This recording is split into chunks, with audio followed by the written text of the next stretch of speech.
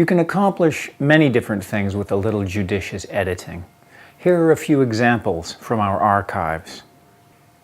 In this first sequence, taken from the video that we showed in the first of these surgeries, you see an example of a point of view or POV shot.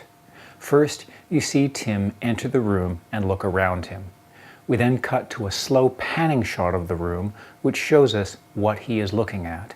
We then cut back to Tim, who proceeds to get to work setting up the kit.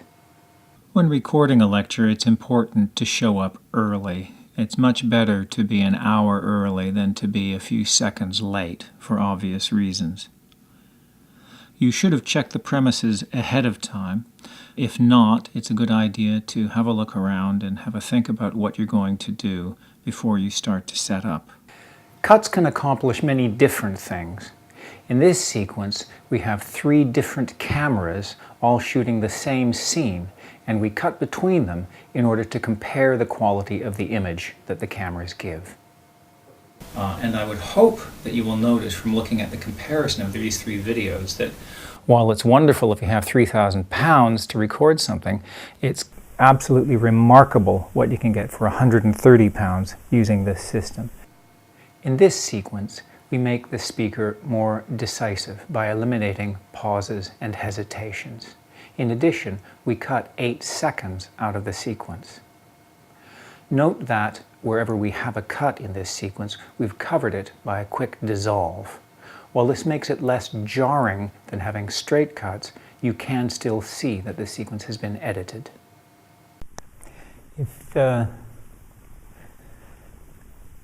If you don't edit your footage, you're going to find there's a lot of stuff, particularly at the beginning and end of the video, that you don't really want. In addition, you're going to come across the 3 amigos which we all want to lose: deviation, hesitation, and repetition. If you don't edit your footage, you're going to find there's a lot of stuff that you don't really want. In addition, you're going to come across the 3 amigos which we all want to lose: deviation, hesitation, and repetition. One way to disguise edits is by cutting between shots. Often the shots will be taken from different angles, but this is not necessary. In the following example, 2 takes are combined into a single speech. We can do this because we change the size of frame in the 2 shots, moving from an extreme close-up to a medium close-up. Hello, I'm Carly Youngs, Director of JISC Digital Media, a JISC Advanced Service. The JISC Digital Media Service exists to help the UK's FE, HE and skills communities. We can also disguise cuts by adding a title to a sequence. Here, the title card covers 3 separate edits. We've highlighted a few recent inquiries to our help desk. What USB microphone should I use to create a podcast or screencast? There are many good USB microphones currently available.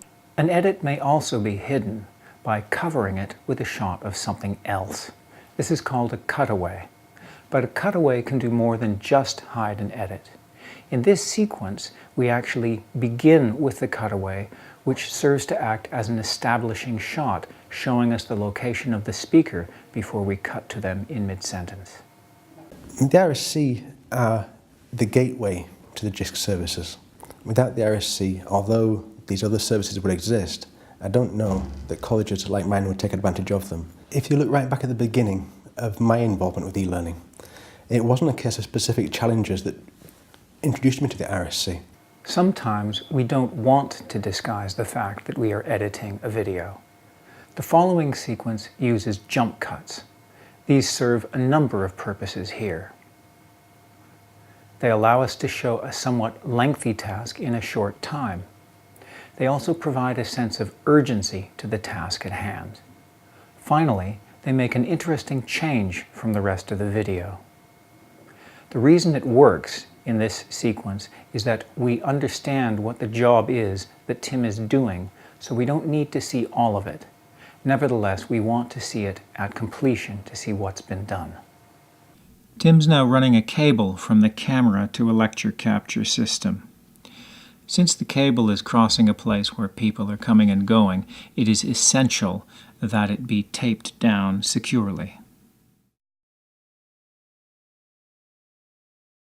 The final set of shots demonstrates noddies, J-cuts, and L-cuts. In the initial sequence, we will see me interviewing myself. There are two sound edits which will be very apparent because of the jump cuts. Is there one best way to shoot an interview? Absolutely not. There must be an infinite number of ways to shoot an interview such that it does what it's intended to do. The next sequence is the same, except that the jump cut is covered by a shot of the interviewer listening. This is a noddy, so called because in such shots the interviewer often nods their head. Is there one best way to shoot an interview? Absolutely not. There must be an infinite number of ways to shoot an interview such that it does what it's intended to do. The next sequence illustrates a subtle but very powerful set of tools, the J-cut and the L-cut.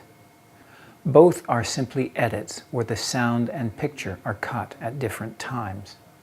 In the case of the J-cut, the sound is cut before the picture, and in the case of the L-cut, the picture is cut before the sound.